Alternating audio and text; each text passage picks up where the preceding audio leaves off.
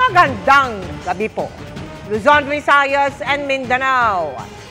Milyong-milyong miyembro ng Iglesia ni Cristo o INC ang nagtipon sa iba't ibang panig ng bansa para sa tinawag nitong Rally for Peace. Wala umano itong halong politika ayon sa INC na nauna na ring nagsabing pagsuporta ito sa pahayag ni Pangulong Bongbong Marcos laban sa pag-impeach kay Vice President Sara Duterte. Dinaluhan din ng ilang mambabatas at mga kaalyado ng mga Duterte ang isa sa mga pagtitipon. Ang sitwasyon sa Quirino Grandstand sa Maynila, tinutukan live ni Chino Gaston. Chino! Mel, Emil, Vicky, sa huling tala ng pulisya, umabot sa mahigit 1.5 million ang crowd estimate sa National Peace Rally ng Iglesia ni Cristo dito sa lungsod ng Maynila. Kita na ang dagat ng tao sa National Rally for Peace ng Iglesia ni Cristo dito sa Quirino Grandstand bago pa mag-alas 10 ng umaga sa drone video na ito ng Manila Police District.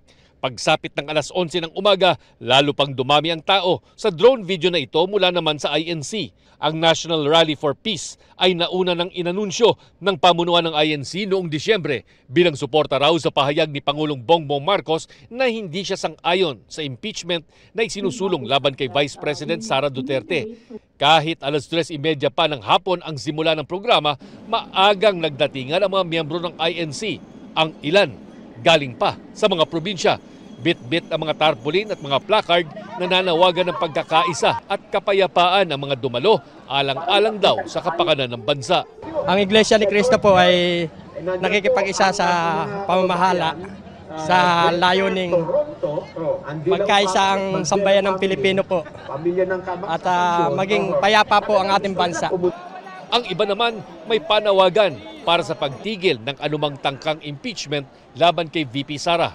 Pumapanig lang po kami ayon po sa sinasabi ni Bongbong Marcos na no to impeachment po. Unahin ng taong bayan, unahin ang mga problema ng bansa, unahin ang bago po ang mga kanya-kanyang pansariling mga pakinabang. Nakita rin dito sa pagtitipon ang ilang mambabatas na kaalyado ng mga Duterte, kabilang na sina Senador Robin Padilla at Ronald Bato de la Rosa at Congressman Rodante Marculeta. Naroon din si Senador Francis Tolentino. Sabi ng pamunuan ng INC, walang halong politika ang pagtitipon, bagamat hindi nila pipigilan ang sinumang nais na makilahok. Dahil sa pagtitipon, walang pasok sa eskwela at mga opisina sa lungsod ng Maynila, Pasay at Quezon City ngayong araw. Ilang kalsada rin sa Maynila ang isinara. Mula Espanya Boulevard, tukod na ang traffic mag-alas 9 ng umaga dahil sa dami ng mga sasakyang papunta sa Quirino Grandstand. Pinayagan ng mga bus at sasakyan na mag-park sa gilid ng kalsada hanggang sa pagtawid ng Quiapo Bridge at sa panulukan ng Rojas Boulevard. Bukod sa mga tauhan ng MMDA, Manila City Hall, PNP, PCG at AFP, nangasiwa din sa traffic at kaayusan ang sariling volunteers ng INC. May mga volunteer emergency medical personnel din at libreng pamigay ng mga tubig at pagkain.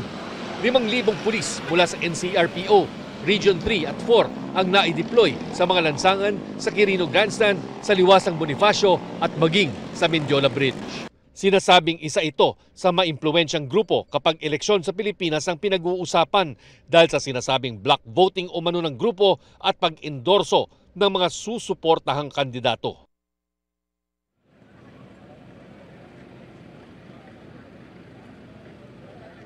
Sa programa kaninang hapon, ipinunto ng mga opisyal ng INC ang kahalagahan ng pagkakaisa para sa bansa. Nagpaalala rin sila sa tungkulin ng mga nasa posisyon ng kapangyarihan na maglingkod para sa kapakanan ng mamamayan at hindi para sa pansariling interes. Bago mag-alas 6 ng gabi ay natapos na ang programa dito sa Quirino Grandstand at nag-uwian na rin ang mga miyembro ng INC. Sa isang mensahe naman, nagpaabot ng pasasalamat si VP Sara sa Iglesia ni Cristo. Vicky. Maraming salamat sa iyo, Chino Gaston.